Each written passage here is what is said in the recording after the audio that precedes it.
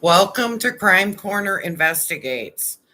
For those of you that tried to log on while I was going live a few minutes ago, my computer just completely shut down, but it was still running in the background. So I apologize. I tried to end it, and now we're restarting the video. But anyway, welcome to Crime Corner Investigates. For those of you that are new to the Charlie Kirk case, the murder of Charlie Kirk. He was an American right-wing political activist who was assassinated at Utah Valley University in Orem, Utah on September 10th last year. He was speaking at an outdoor event that was planned by Turning Point USA, which he founded, a conservative youth organization, and the person the person that has been accused of murdering him is Tyler Robinson. He was arrested last year right after the murder. He had a preliminary hearing last week. I did do a video of a few red flags of the timeline of the murder and of Tyler Robinson's partner's confession. So it'll be under, I think I did go live, so it'll be under my live files. But anyway, I do have some videos on the Nancy Guthrie case. I do go over timelines. I look at a lot of timelines, and I do feel that the media injects a lot of misinformation to form a narrative. So I kind of dig a little bit deeper to form my opinions. I do have trouble enunciating, in case you haven't noticed. It's just a neurological disorder, so I'll do the best that I can. But anyway, a lot of people think that Tyler Robinson was set up. So they're very suspicious of just what the media is telling us. It's just so sensationalized, and a lot of people just don't believe that he murdered Charlie Kirk. He wasn't mentally ill.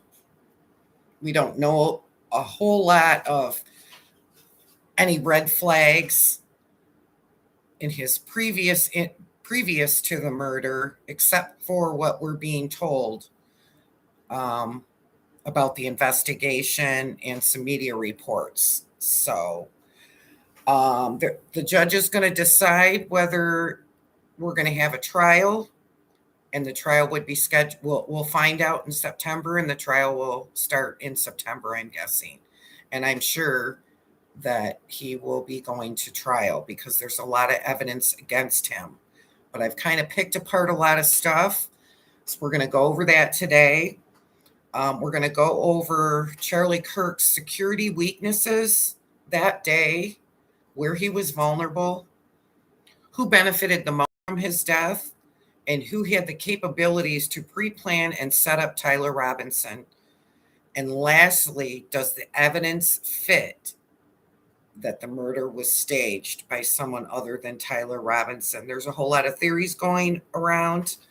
I am just going to talk about one theory, and I might have some other videos in the future about other theories. But this is one theory that I went down a rabbit hole. Now, Tyler Robinson is presumed innocent until he is found guilty in the court of law after his trial. So he is presumed innocent.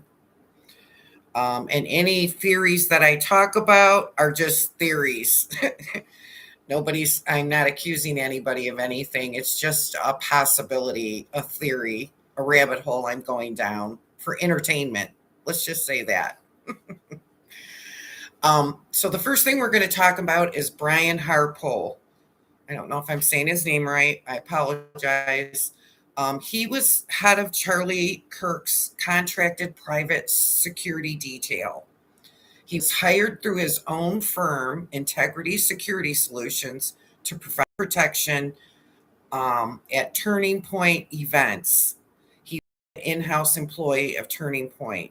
It was specifically for the events that Charlie Kirk did. He originally worked at Turning Point, but he started his own business, and then he was hired. He won the contract to for his security team to be at those events and provide security for those events.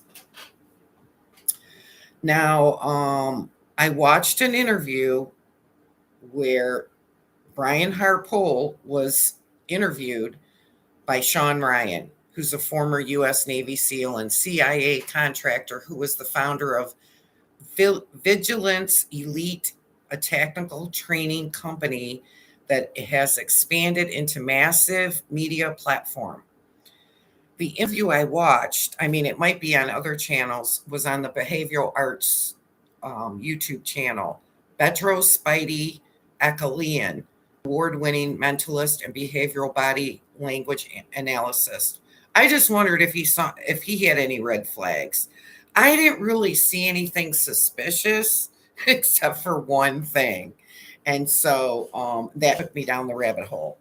So I do a lot of research, and if I don't find anything suspicious, I probably won't be posting it because what I do find suspicious is a lot. So it'll make for too long of a video. But I didn't find anything suspicious. Well, there were a couple of things. First of all, Harpole shows Shawn Ryan his phone with a text message from the chief of police in that area. I don't know, in the area where the university was, UVU, where he's asking him if the rooftop will be covered, and he shows the text, and the chief of police says, "I got you covered." Now, Betro, the behavioral analyst, thought it was strange that he didn't follow up on it. And I thought that was strange too, but now I don't think it's strange. And I'll tell you why as we go. You'll see as we go along in my research. But Harpole thought the rooftop was covered. He thought he was talking to the chief of police and that it was going to be covered. So it was not covered by his security company. He did say that he pre-planned the security for that event, the 24th, the month before. Charlie was murdered on September the 10th. Shawn Ryan also, the former Navy SEAL, interviewed him, and he asked him if his security team was affiliated with extremist political groups. I thought that was a weird question. He denied it, but the behavioral analysis said he shrugged one shoulder, which really meant to him that he didn't know. So this is one of the security breaches. He didn't know. He didn't do a lot of investigating with the people that were in his security group or possibly close to Charlie, which given the type of work that Charlie was doing, he needed. So we'll go over his experience. He reportedly completed over 4,400 hours of advanced instruction in law enforcement and executive protection. He's an honors graduate of Columbia College and is a graduate of both the International Law Enforcement School of Police Supervision and SMU's Cape Intelligence Program. So I did a little research. There is no proof of his type of graduate degree or what kind it is online. He does have a certificate in the intelligence program. It's just a certificate, so he might have had a few weeks of a course, which the security he was providing for the type of person that Charlie Kirk was required somebody with extensive experience in intelligence He didn't have it. So there's his weakness right there.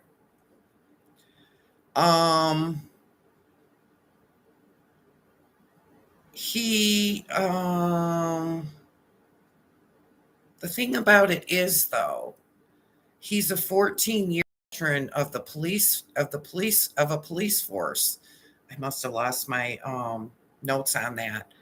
So he does have a lot of experience in the type of issues, disgruntled crowds and securing crowds and stuff. He does have a lot of experience with minimal security, with crowds and stuff like that, and securing the area, just not intelligence.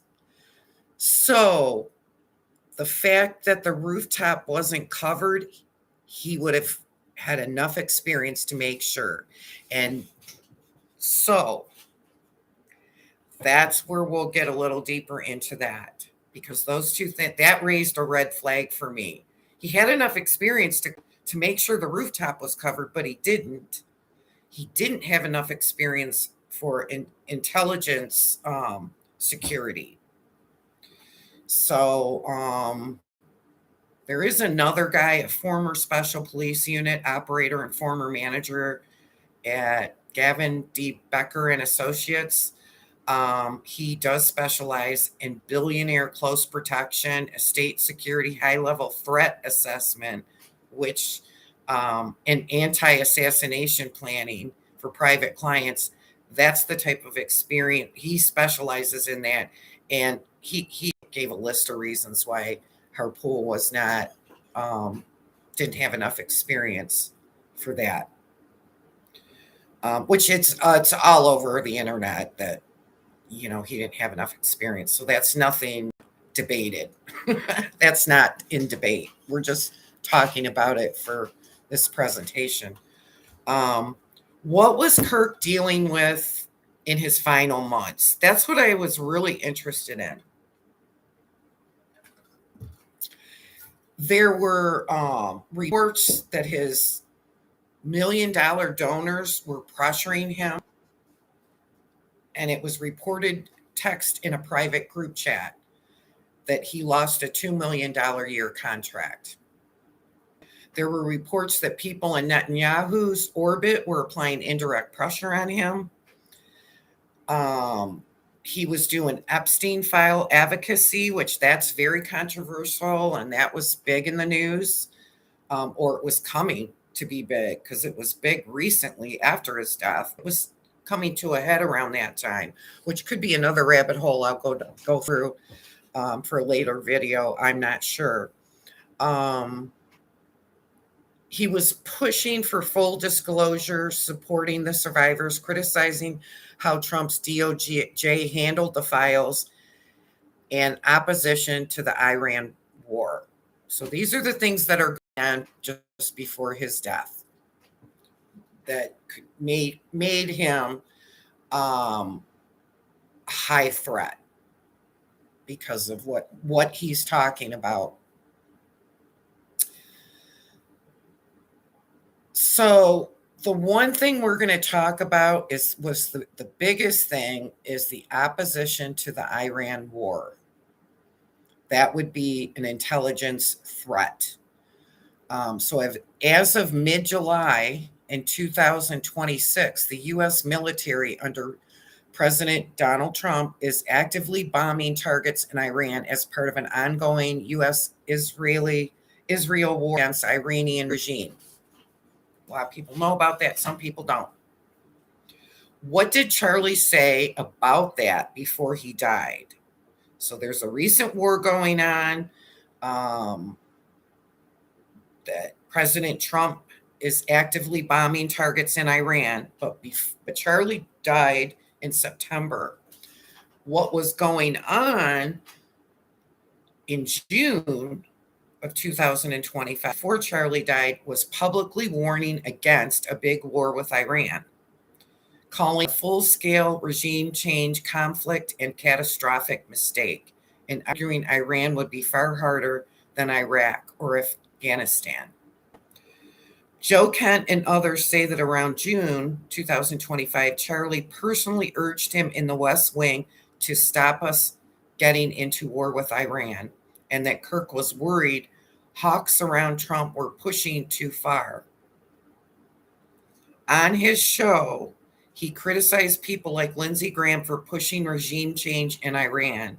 He argued that Iran was huge, mountainous, and historically resistant to conquest, warning that a deep war would be a quagmire. So this is kind of international, and this is something that he needed security for because he was very outspoken about this war. Where Harpole, his head of security, falls short was protective intelligence analysis. Counter surveillance teams trained to detect hostile attack surveillance different from detecting a protester. Insider threat vetting of everyone around the principal. Secure compartmented communications. Secure communications. He probably didn't have that. A relationship with federal protective resources, which a private contractor typically lacks. That's a red flag right there.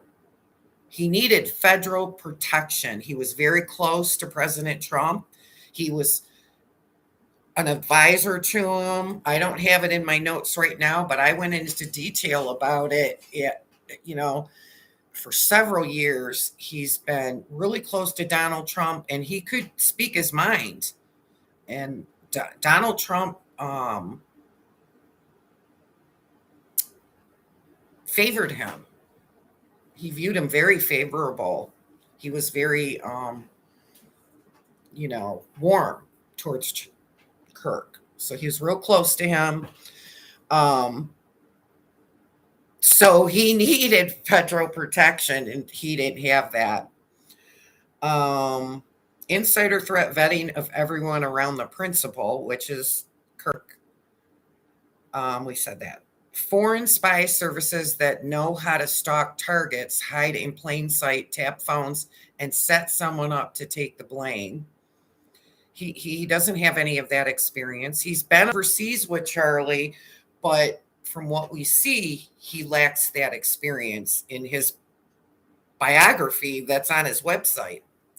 All it says, there's reports after Charlie died that he was a global security person or whatever. But some of this is missing. Huge business government power blocks that protect massive oil, weapons, or political interests. That would have been a threat. Insiders being flipped or planted. The real danger is someone on the team who's secretly working for the other side, not just a stranger on the roof. Carefully staged setups where a lone wolf attacker is used as a cover story for something much more organized. This is where Harpole had shortfalls. Either he didn't know this existed, or he just didn't have the experience to prevent these kind of things from happening, or to secure, did they have secure phones? We don't know. We don't know. I'm going to assume they didn't, because my theory won't work if they did. So if you know anything different, post it in the comments. If you like where we're going, like and subscribe so you hear more. So Charlie went from pro-Israel champion to donor clash. He was always pro-Israel, but in the months leading up to his death, he became more, anti-war and anti-pro-Israel. His image was strongly pro-Israel, though, in the past. He took a few trips there. He was invited by Netanyahu's government to Jerusalem. He was scheduled to speak in January of 2026. He had growing private doubts about Netanyahu and the war. Associates say he became increasingly critical of Netanyahu, the occupation government, and the role of wealthy pro-Israel donors. He privately warned President Trump against bombing Iran on Israel's behalf. Tucker Carlson claims Kirk repeatedly described Netanyahu as a destructive force and was horrified by children killed in Gaza, believing Netanyahu was pulling the U.S. into wars for his own ambitions. Donors closely aligned with Netanyahu war strategy were reportedly angered that Kirk no longer treated Netanyahu as beyond criticism. So apparently $1 million donors were pulling their funding back. So according to critical outlets, this was before he died. According to critical outlets, he began questioning Israelis' influence over Trump, over the president's administration, and the censorship of criticism of Israel's inside conservative media and donor circle.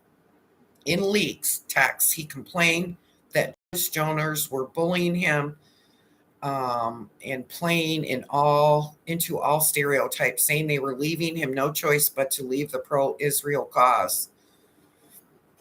I think there was talk about Texas about that before he died. I don't know. There's a lot of stuff that could be in the media. Some we believe, some we don't. So his views could be changing or flip-flopping about Israel, which is kind of strange because the war that President Trump started, he kept saying it's over and then it's not. It's over. So he was flip-flopping too. So I noticed that. So Charlie was flip-flopping about it, like publicly.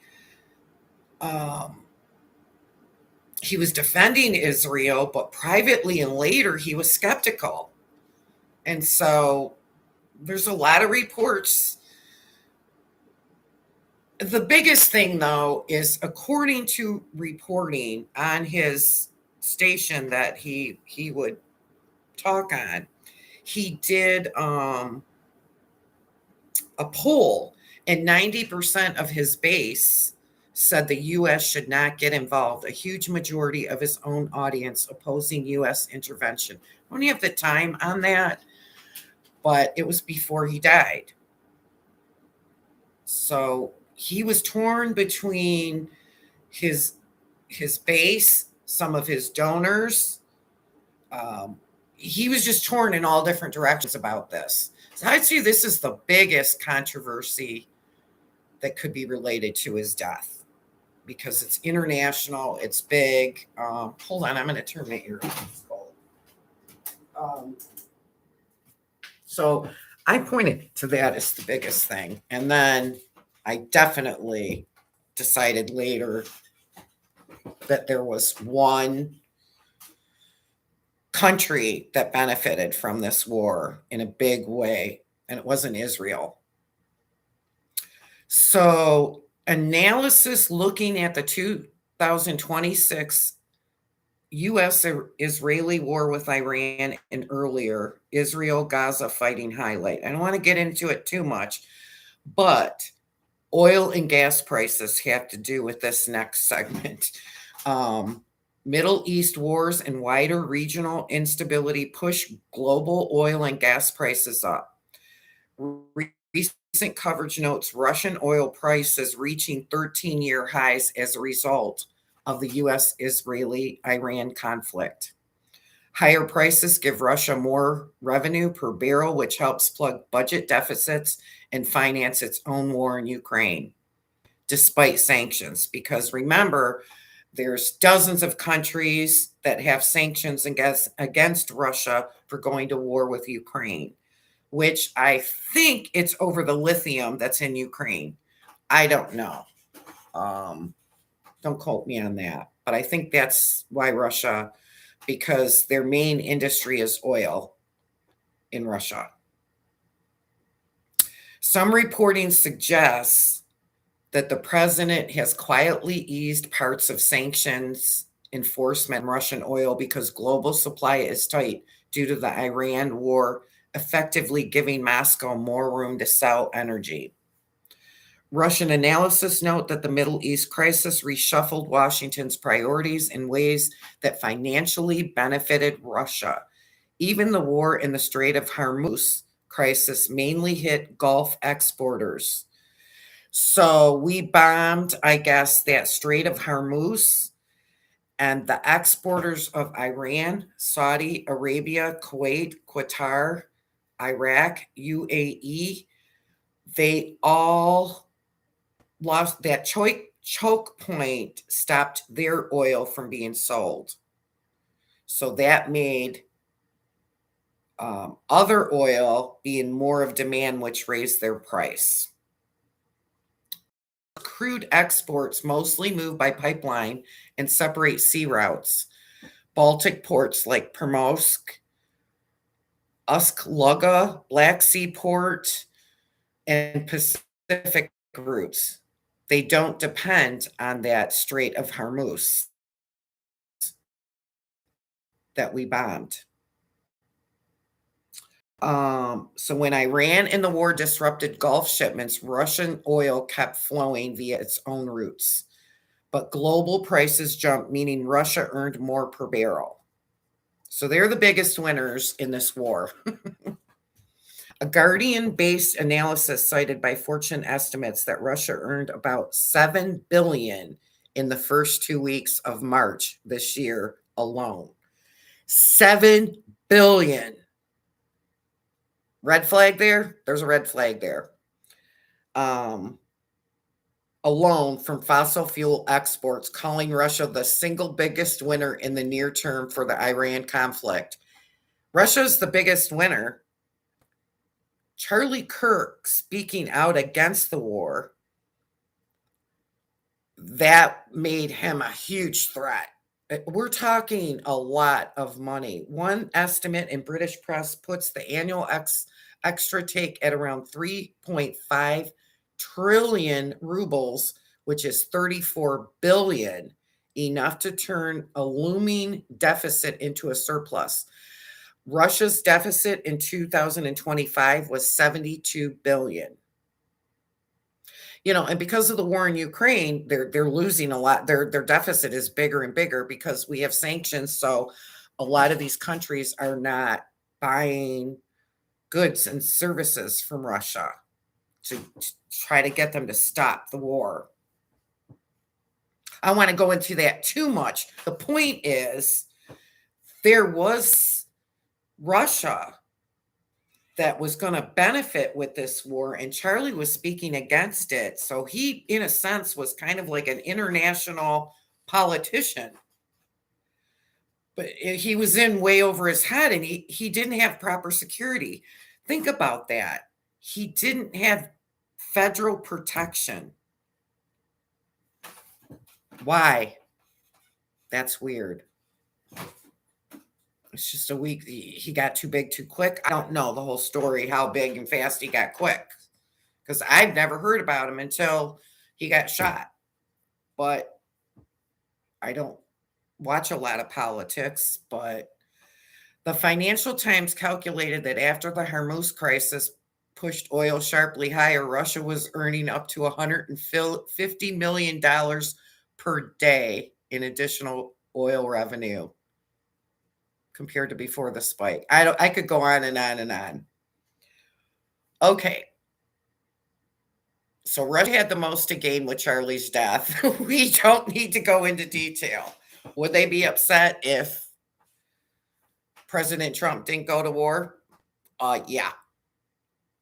They could have been financially starving for all we know. I don't know. Some of us are here in the US too. Okay, so Russia's security services have a long documented record of overseas assassinations and covert operations. They're known for that, and that has something to do with communism way back then. So a lot of their agents were trained to spy. Like they're like the top leading spies in the world in history.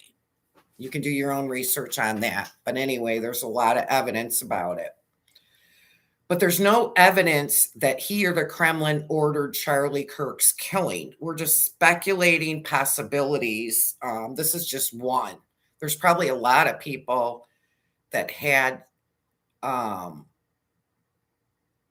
assets to gain with Charlie's death. This is just one that I came across. I might go into others too. You make your own decision. This is just for entertainment. However, we're going to look at one theory that is widely talked about. Tyler was a patsy while using Russian intelligence models of what could have happened. Is it possible that he was set up and not a real shooter? Because boy, does he look guilty. He's all on video. Well, I'm going to pick it apart. Let's talk about Russian intelligence. There's different groups of it. GRU military intelligence, core Russian services staging capability.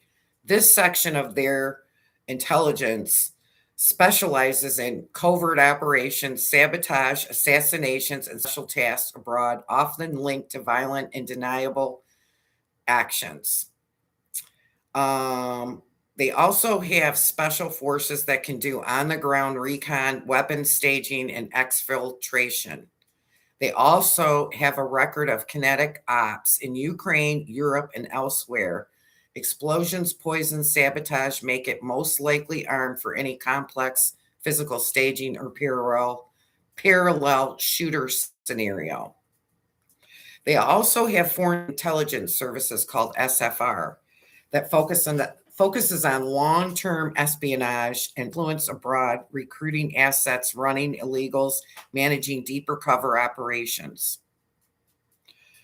Ideal for seeding or running online personas that groom someone like Tyler over time. So they have experience doing that. Cultivating sympathetic intermediaries inside non-governmental agencies, media, or tech platforms. Oh, my doggy wants to go out. So we're going to wrap this up pretty quick. Less hands-on with guns, more about shaping people, narratives, and access. So they do a lot of like media stuff, shaping what the public thinks. They're notorious for that in their country, and it spreads to other countries to shape different narratives. The FSB is another agency that primarily domestic security and counterintelligence inside Russia, but also handles cyber operations and foreign activity. They specialize in hacking phones, apps, back-end services, running influence campaigns, bots, coordinated harassment, or grooming ops. Now, they can hack into phones that no password's going to stop. They have the technology and the equipment to do that and the capabilities.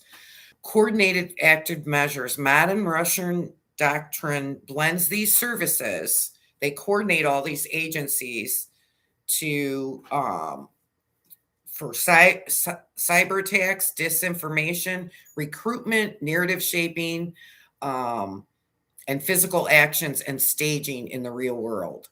So they're capable of doing staging the murder of Charlie Kirk well in advance, months in advance.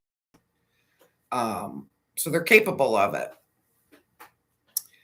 This mix is exactly what Western analysis call hybrid warfare or shadow war: sabotage, influence, plausibility, deniable violence, and framing operations rather than open military attacks. In intelligence terms, people who infiltrate a group like Turning Point while pretending to be loyal are usually called agents undercover, and more specifically, they can be called they're called moles. Now, when I'm done with this video, I will put my references in the summary page. A mole inside of Turning Point or its orbit wouldn't necessarily go straight to here to a shooter. They would be a long-term mole and provide a lot of information about what's going on. And they would never be active for my research in the shooting or the staging. They're just providing intel. Now, his security guard, Harpole, doesn't have the experience to vet people or to know there could be moles in Turning Point. He was security inside of Turning Point. But, that's missing. If you have more information on it, drop me a comment. Maybe we can dig into that. These moles would have information on Kirk's travel schedule, campus choices, specific dates, internal assessments, how controversial the Utah stops are, what protests are brewing, where security is likely, names and roles of key people, and his security system set up, local partners, campus contacts. So they would have all that inside information. Rough outlines of security, who covers what, they would know that. Any personality or factional conflicts around security or tensions that they can look at. They would be doing that part of the intel. And Harpole wouldn't have any knowledge or experience. He might have knowledge in it because he has a certificate, but he doesn't know how to counter attack to stop that threat. Have extensive experience in it. A realistic sequence, so like President Trump's security would be the top-notch people experienced in that. And though his part of his security should have been Kirk's security. That's just awful to think about. So let's look at, is it a possibility that the murder was staged way in advance and Tyler was set up?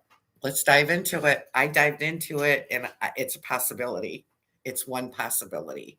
We might go into others before the trial. So when we have the trial, we can look at the evidence and say, yeah, that doesn't fit, or yeah, that fits. So, okay, pre-planning would have been months in advance, and they would have targeted somebody like Tyler that fits the patsy role they're looking for.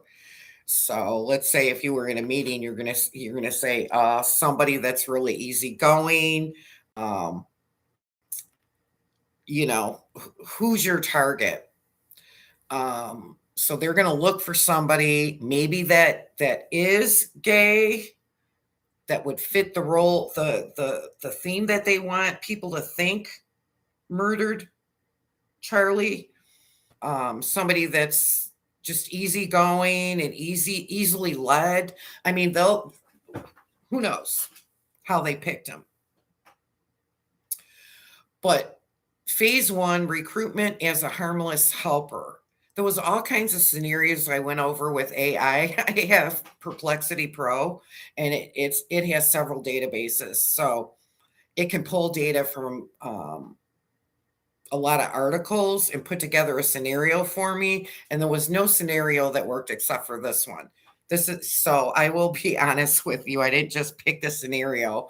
I was arguing with AI for a while. No, that doesn't work. No, I don't like that. But this scenario works. So let's say he's contacted and invited to help in the event. See, beforehand, they're jumping onto social chats and befriending him. He doesn't know this, but they're staging way in advance and becoming friends with him to get him to do what they want him to do that day. So there's a lot of pre-planning that goes into that. So I'm thinking that he's contacted and invited to help Turning Point in the event. I don't think he was an angry bystander. And I'll tell you why, but we'll get into it. So he could have just been going there to stuff envelopes, move flyers, help with logistics, maybe handing out materials. It may have been just nothing that he thought nefarious. The handlers present themselves as a Turning Point adjacent organizer.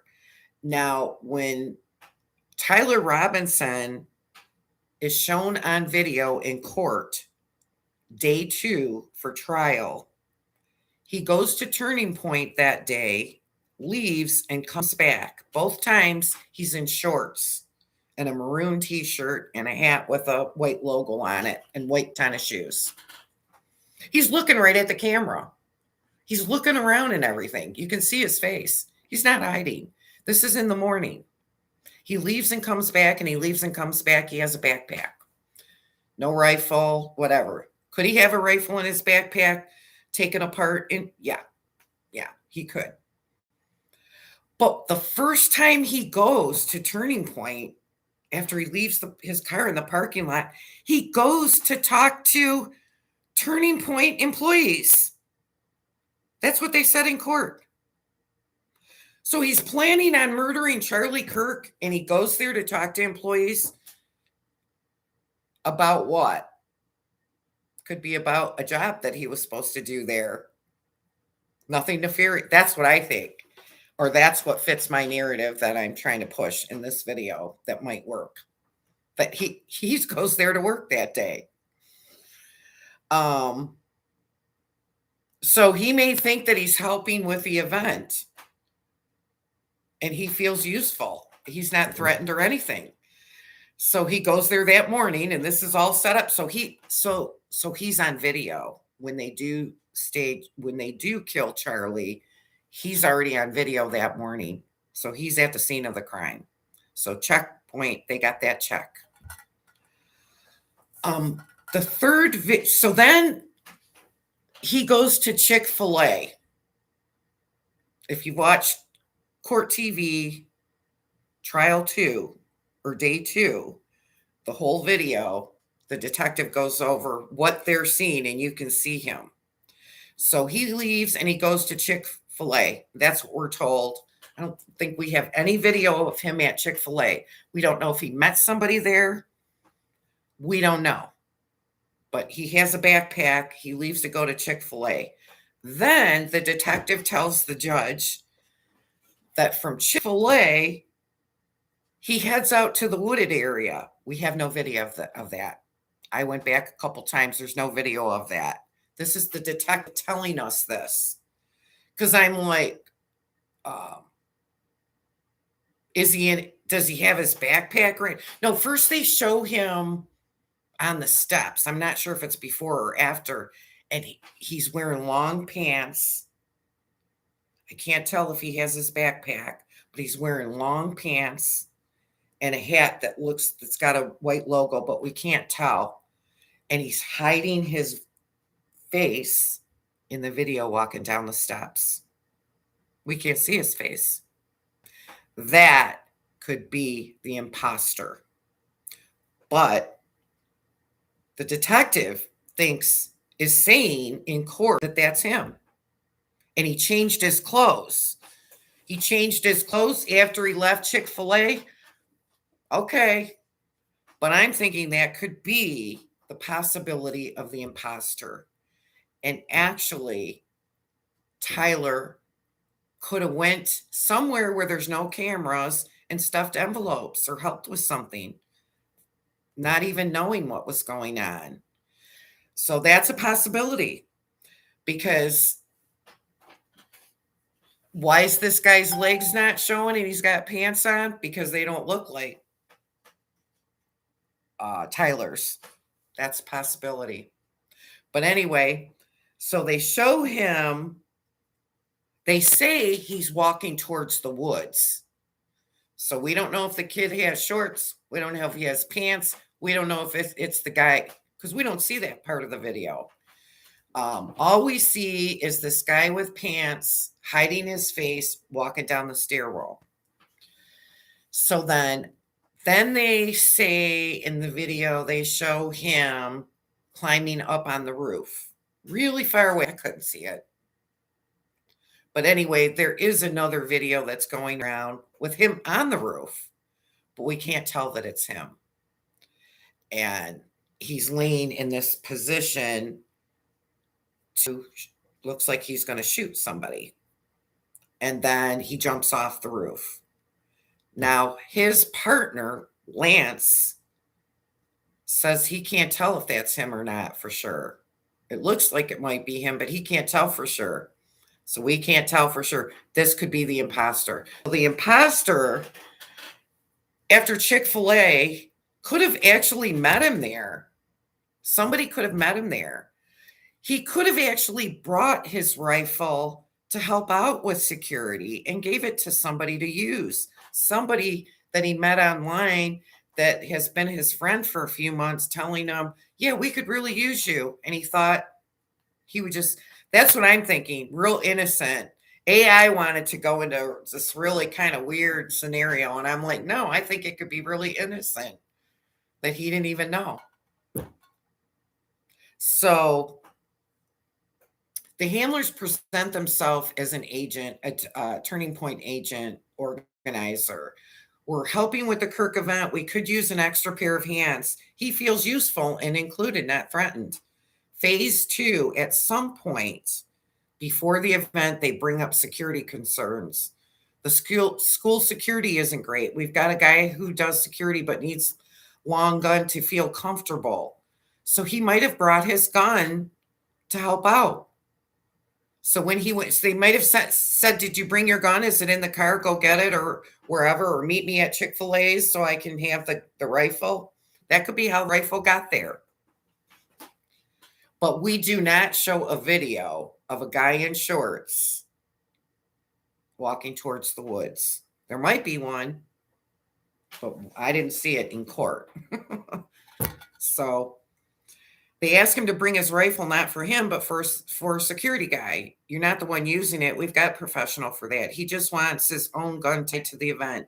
Tyler thinks he's just lending his gun to people that are going to help. That morning, Tyler is visible as an innocent worker because we have proof that he's there in the morning. That's what they showed in court. He arrives in shorts, maroon t-shirt, backpack, and a white patch on his hat.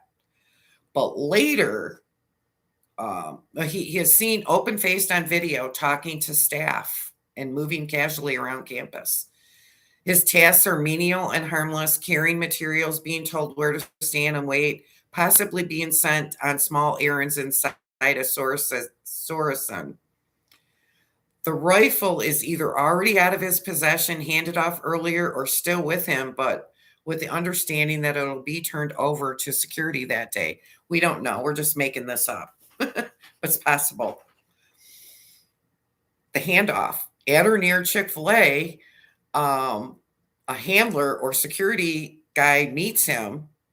Could be somewhere off camera that they planned in advance and takes the rifle from him. And then is the guy that walks to the woods. Now, something that I found very interesting that fits into my narrative is you see the shooter on the roof. You see him getting ready to in the shooting position. You see him jump off the roof. He don't have his backpack. They did not. Where was Tyler's backpack? They didn't find it in the woods. You know why? Because it was with Tyler. And he was actually running, stuffing envelopes. So that's a possible scenario. Let me know what you think in the comments. From the moment on, the rifle is physically controlled by someone else, but still genuinely carries his DNA and history. Phase 5, Tyler assigned to busy, but out of the way. They keep him busy, and they may, at a specific time, tell him he's done and he can go. Because later that day, supposedly in the court preliminary hearing video, the detective says that he was stopped by a security guard or somebody, and that was him in the car. But we don't have video of that. So did he leave in his car innocently and just told he's all done, he can go home? There is questions about what time Charlie was shot.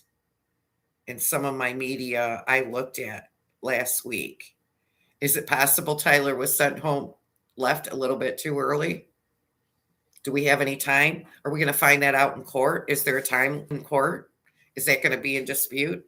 Was he the one in the car that left? Was he somewhere else and somebody just used his car? I don't know. My scenario fit a little bit though. The imposter runs and plants, and imposter is shown with pants in the gun with the gun rifle and hit. Not you can't tell he has a rifle, but he's limping. But you can't see who it is because he's like this with his hat. You know, they could have staged someone to look the same build as Tyler to actually do the shooting.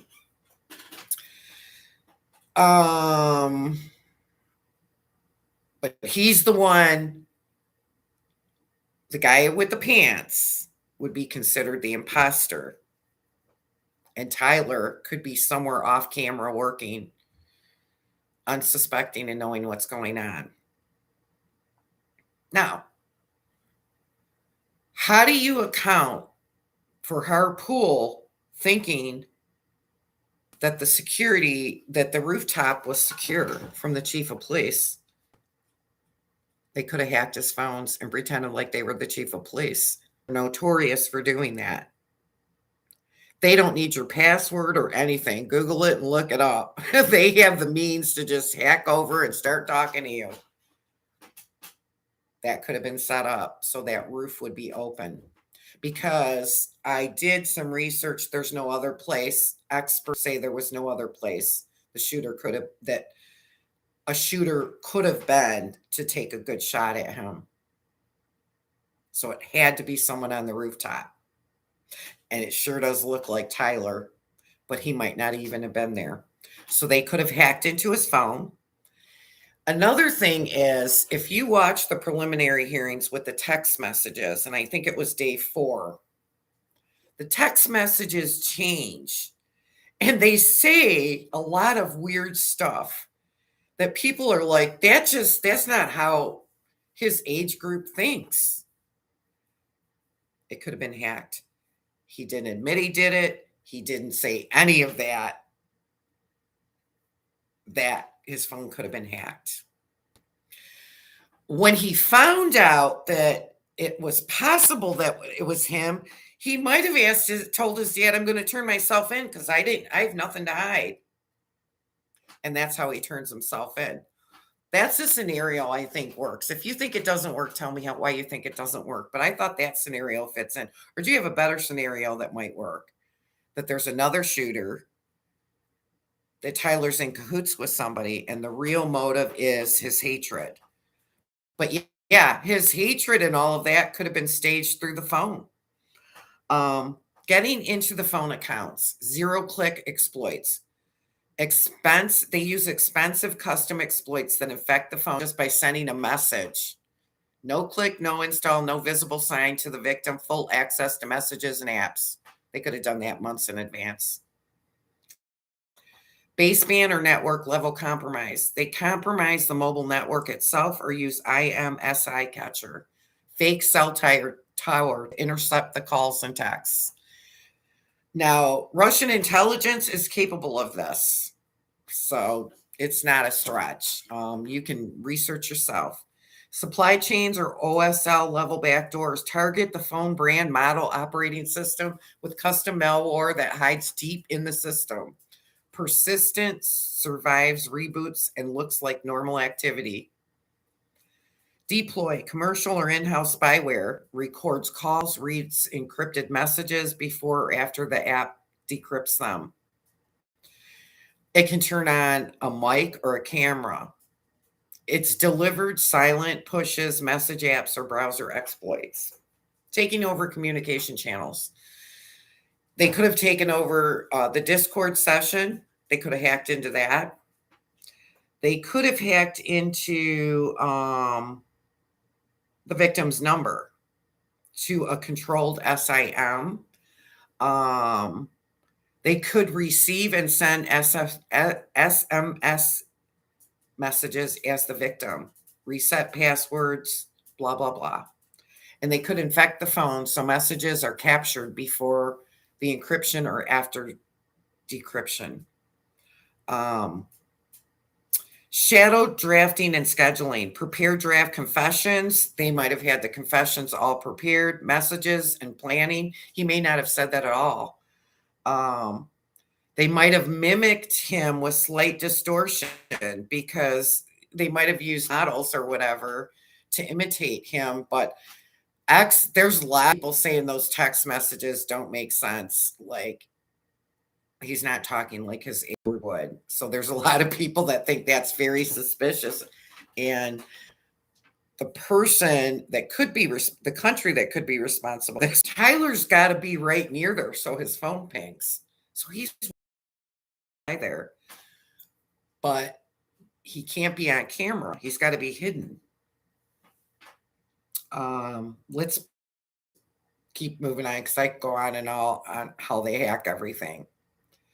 But it explains the text messages and it explains him admit he did it, even though everyone's like, this is suspicious. So court records and reporting on the text thread say that after the shooting, when Lance checks under the keyboard and finds the note, Tyler allegedly texts things like, I'm still okay, my love, but I'm stuck in Orem. Shouldn't be long until I can return home, but I need to get my rifle first. Later in exchange, you're all I worry about, love. Yeah, experts say he wouldn't have said that. That doesn't sound like something he would say.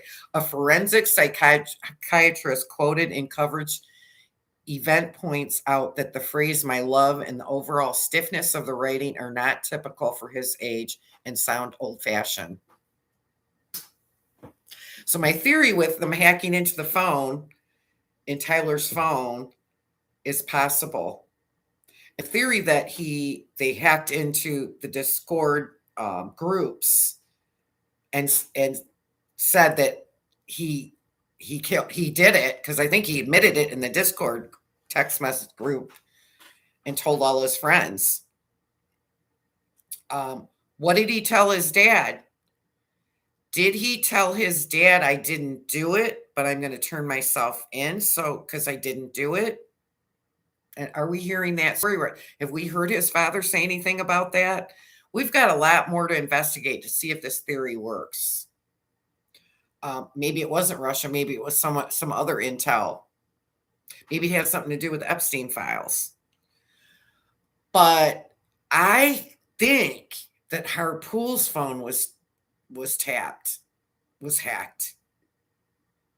into him thinking that rooftop was covered.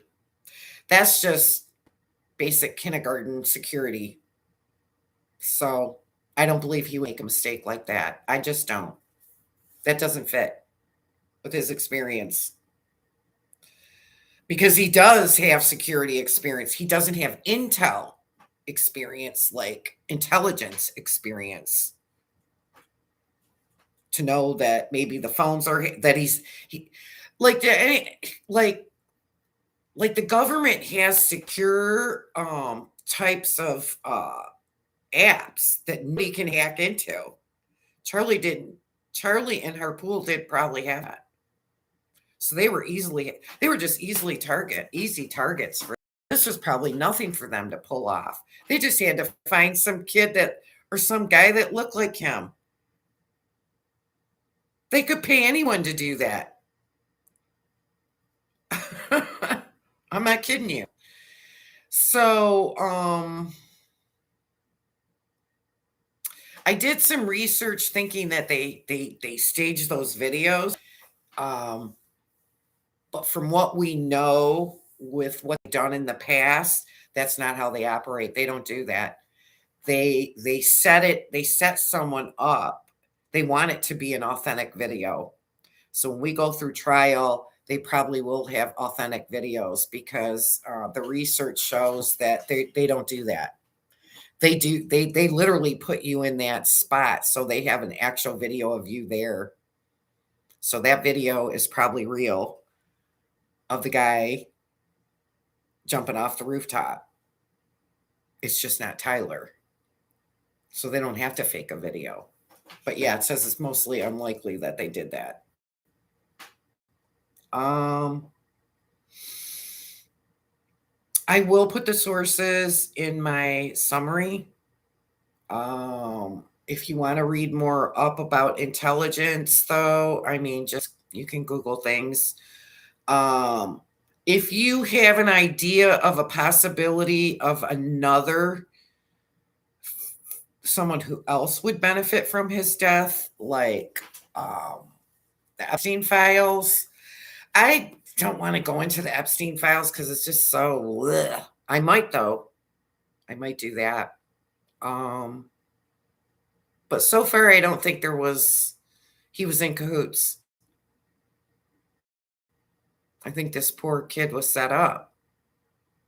Who set him up? Why did they set him up? Did it have to do with Charlie putting tensions on President Trump to stop the war, or to not start it? Because we were already at war, but we back in February, I guess we went full force with cutting off that one area, so a lot of oil couldn't get through, and that's what brought the oil prices up. And the biggest country that benefited was Russia. So this could have been in the works for a real long time. But yeah, there could be other contenders. That's all I have. Hit subscribe and like if you like my style. I do go look at timelines, research with several different AI models that are combined together. And it does have resources attached to it, so I can find out some of the articles that are attached to it and read them and see if that's what I'm looking for. So I do have sources for stuff that I'm talking about. Could AI be wrong and the source be? Sometimes it is. So I'm not saying it's perfect. This is just research into what happened and the evidence before the trial. So we know going into the trial what evidence or what parts we want more information on, because the public wants to know, you know. That Mangione, maybe I'll dig into that one. Could he have been set up? I never thought about that. We could have been fed some propaganda that with him. I might do some research on him next. But anyway, if something comes up with this one, I'll do another video on this because there is a lot of stuff I want to cover on both. But anyway, let's see, a mental health tip for the end of the video. Let's see, what would be a good mental health tip? You have enough. Say to yourself, you always have enough. You have enough. You don't need any more. You have what you need, and it's enough. All right. Have a good evening. Thank you. Bye-bye.